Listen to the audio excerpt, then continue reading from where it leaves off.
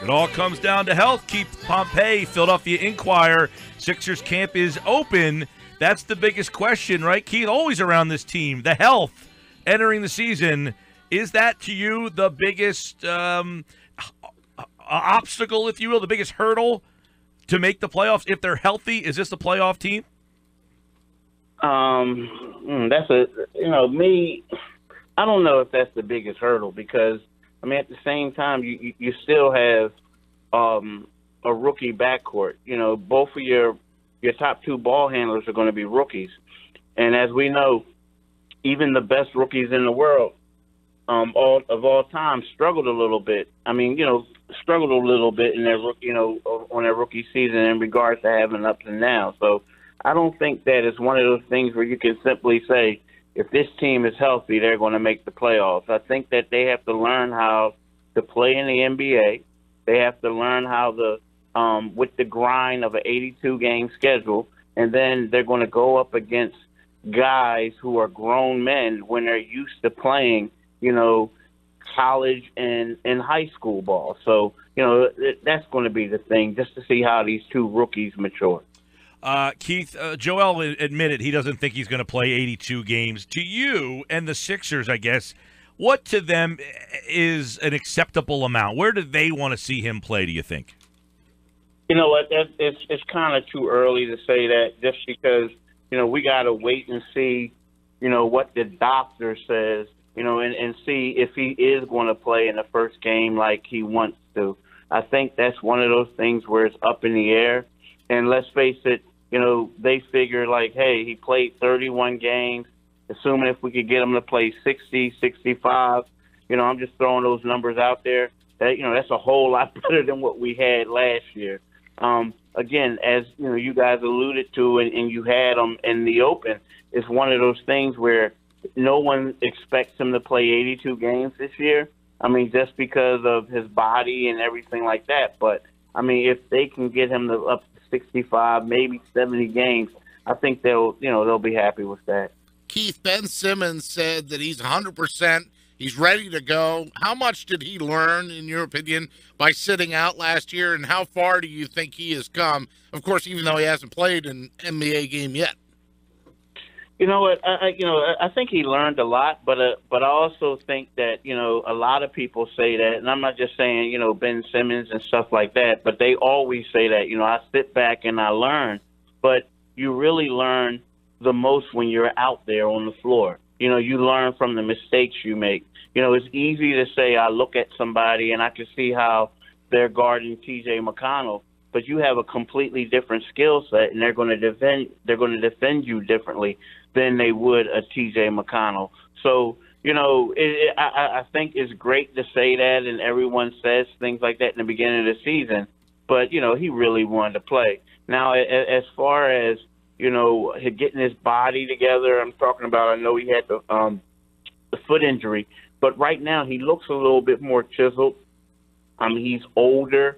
I think the year off, made him allowed him to reevaluate things and see things differently. But as far as learning and growing on the basketball court, I think that it's hard to do that when you don't play. Sixers coach Brett Brown said that Jahlil Okafor will get every opportunity, Keith Pompey, to earn playing time. Do you see a role for Jahlil Okafor? I mean, Mike and I saw him at the Beach Bash, the Sixers Summer Shore Tour down there in Wildwood Crest last month. He looked great, looked clean, looked mean. What do you see the role for Jahlil Okafor? I see Ja. It's a shame that Okafor is injured, because if he wasn't injured, I would see Okafor being showcased early on. I see them trying to do a lot of things to get him involved. Now, of course, they would have to get, Ben Simmons and Markelle Fultz, allow them to get their touches and allow them to do things.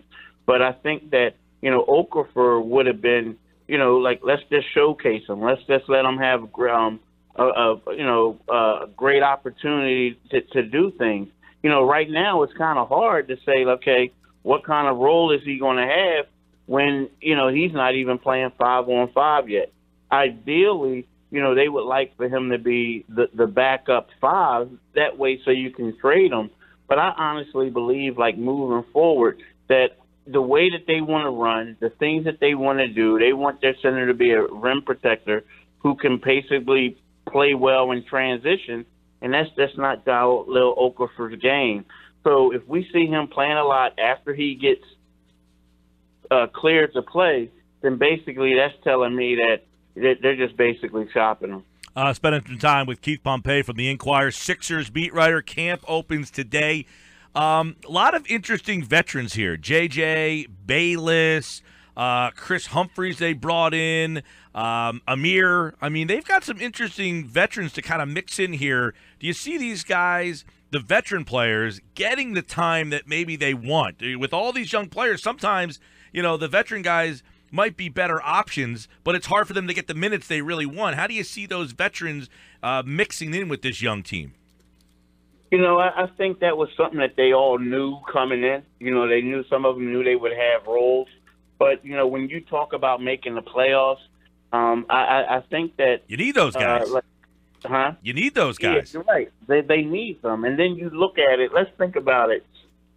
This team, like Robert Covington and Nick Stauskas, were their best three-point shooters. Covington is a solid defender as well, but both of them struggled at stretches last year shooting the ball. So the team really needs to go out there and get someone who could shoot. That's J.J. Redick, right? So then you look at an Amir Johnson. He's the type of guy who's kind of like in a similar mode like a Nerlens Noel, a guy who can run the floor. Now, he's older now, but he can run the floor and he can do the things that Nerlens did, but he's also a better three-point shooter. He can stick the three. So both of these guys fulfill a need that the 76ers, have. So I think that, they will contribute. Now, a guy like Redick Bayless, he's a guy who was on the team last year. He's a combo guard. He can play on the floor with Ben Simmons and Markelle Fultz.